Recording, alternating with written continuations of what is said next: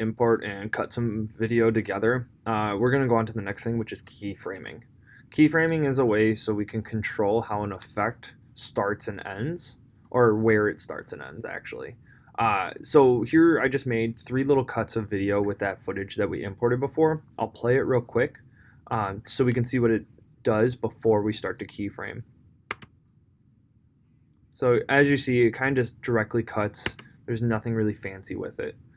My end goal is to get this clip to fade out, and then this one to fade in, and then to fade out, and this one to fade in.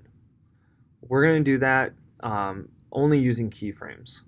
So what I want to do is I want to click on my first cut over here on my sequence, so make sure it's selected, put my marker where I want it to start to fade out. So the way I'm going to do it is, see how I have them overlapping, I'm going to do it where the marker starts where my second clip is. I go to Effect Controls, and then I can go to my opacity.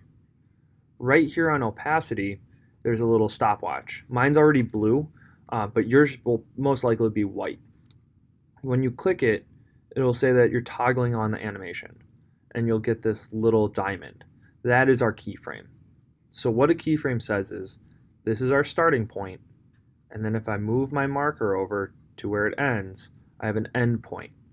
So I'm going to take that opacity, I'm going to click and just drag it all the way to the left so it's at 0. And we can see our new diamond. We can't see anything that's happening right now because this second layer is actually over it, and that's why we can't see the effect. So I'll hide it by clicking this eyeball. And now, as I scrub over, we can see that it starts to fade. So I'm going to bring back this second layer, and I'm going to do the same thing. But instead of starting it at 100%, I'm going to click the little add keyframe here, and I'm going to make it at 0. Oop, not 4, 0.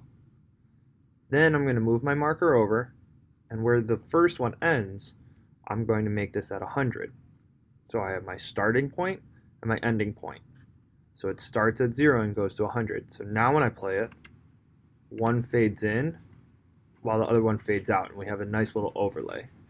And I can do the same thing for here. So we're going to click the keyframe, start it at 100. I don't need to touch anything else.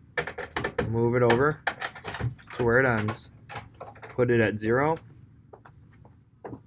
click on our next cut, add a keyframe here. We're going to keep it at 100, move our marker over, and put this one at 0. So this will start at nothing and then fade into 100. So when we play it now, we see that it fades in and then fades out.